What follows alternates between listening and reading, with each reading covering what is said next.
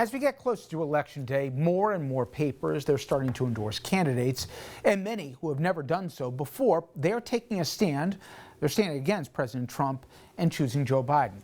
And many are in swing states, like, for example, New Hampshire, where President Trump, he held a rally just over this weekend.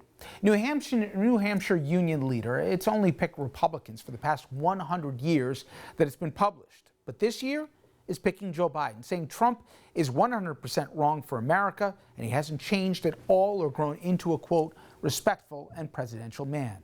New England Journal of Medicine, which has been around since 1812, gave Biden their first ever presidential endorsement. Titled "Dying in a Leadership Vacuum," they write, "When it comes to the response to the largest public health crisis of our time, our current political leaders have demonstrated that they are dangerously incompetent. We should not abet them and enable the deaths of thousands more Americans by allowing them to keep their jobs." Then there's Scientific American, around since 1845, also making their first ever endorsement. The evidence and the science show that Donald Trump has badly damaged the U.S. and its people because he rejects evidence and science. USA Today, they've never endorsed a candidate for president since they launched back in 1982, but they did so last week. The paper says Trump leading the nation dangerously off course, and he's trampling on our basic principles.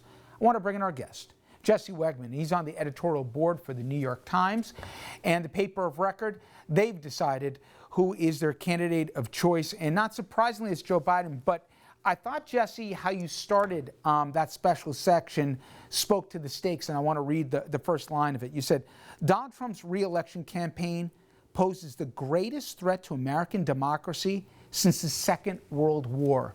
You believe it's that pronounced what's at risk November 3rd?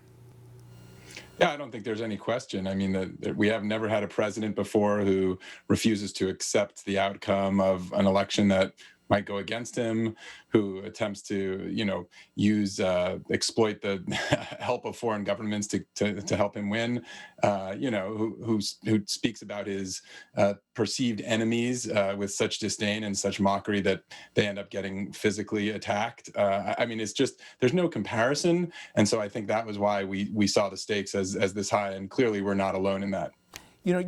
You and the editorial board broken into 5 categories, and I'll go in no particular order, but you talked about the unapologetic corruption. And again, I think people get used to things, but we've never seen anything this overt and with promises to continue. Oh yeah, I mean the line, the old line is Jimmy Carter put his peanut farm in a blind trust. Donald Trump has a massive multinational corporate presence, and he has refused to divest himself of it. And even his sons, who are purportedly running it, are involved in his campaign as well. I mean, this is the degree of graft and of self-dealing that reflects not just Donald Trump's behavior, but this entire administration is something to behold, and it's just the irony that he ran on the platform of drain the swamp it couldn't be thicker. Demagogy. You dedicate a section where, we saw it's playing out in Michigan, and what was shocking to me was when it was brought up in 60 Minutes to the president about some of these white nationalists, if he felt a scintilla of responsibility for egging them on. What I thought was lost on a lot of people is he's calling the Justice Department his Justice Department, as if Governor Whitmer owes him a favor because they stopped, before the kidnap and probable execution of her. It's amazing. And then the QAnons and the rest of the world somehow are part of the American lexicon now. This was my contribution to the package that ran, and it's deeply concerning to me that President Trump speaks in ways that don't just condone, but actually incite violence. We've seen this again and again back since 2015 when he first announced his run. We have seen people basically emboldened to act out violently and sometimes even murderously toward fellow citizens, often targeting the very groups that President Trump himself targets: minorities, Mexicans, Muslims, people of color in generally. It's just, again, I don't think we've ever seen a president who actively encourages violence by his supporters. And to me, of all the types of norms and depredations against the behaviors that we expect of a president that we see from President Trump, this one is really the worst, because when a democracy descends into violence that is encouraged by the heads of state, I think things go downhill pretty fast. You also talk about fake populism as another reason, and you don't spare anyone. You say both parties have let down this portion of the American population, but the idea of stripping the Affordable Care Act in the middle of a pandemic, these are the very people, many that go to his rallies, that are going to be harmed the most. Yeah, that's absolutely true. And, for sure, Democrats have really failed at this over the last several decades. A major element of Trump's, ability to win in 2016 was the failure of Democrats to speak to large, portions of the American people who feel disaffected, disillusioned, and removed essentially from their government. Still, that is no excuse for the way that Republicans have behaved and that Donald Trump has behaved in, pretending to care about the very people that they're hurting the most. It has been a mystery of American politics for several decades now that millions of Americans side with a party that is actively both despises them and harms them. And I hope we can get past that, and I hope the Democrats can figure out how to speak to and for those Americans in particular, because that's the way we avoid more presidents like Donald Trump.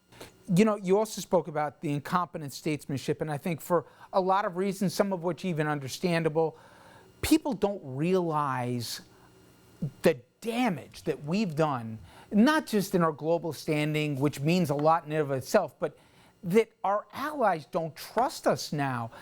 You guys spent some time on this. Can you try to articulate how much will need to be unwound, or, my God, if there's 4 more years of this, how much permanent damage to our role in the world there could be?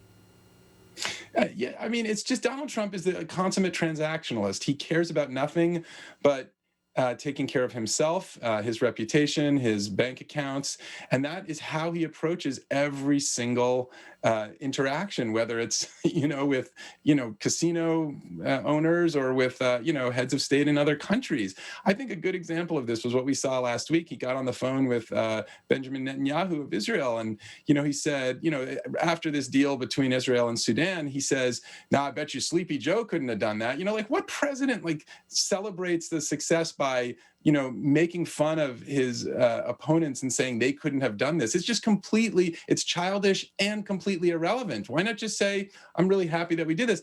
And notably, Benjamin Netanyahu, who's a big fan of the president, responded basically by rejecting the president's premise. And he said, "Mr. President, we are happy to receive assistance from anybody in America," right? So, I mean, you could read that as his prediction about how the election is going to go, but also it's just something that a leader is supposed to say when talking about international relations, right? So, I don't understand how the president has spent the last 4 years, as we know, cozying up to dictators and strongmen, and basically writing off multi-decade alliances that have served America so well. It will take many years, if not decades, to repair the damage that this president and this administration have done to our standing in the world.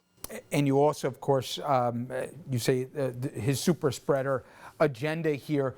And, the danger of writing this is with each news cycle, there's more evidence, but you have the chief of staff, Jesse, saying, yeah, you can't control this thing. What do you want us to do? I mean, talk about a capitulation as the pandemic's only getting worse here. It's amazing there hasn't been even an attempt at a policy.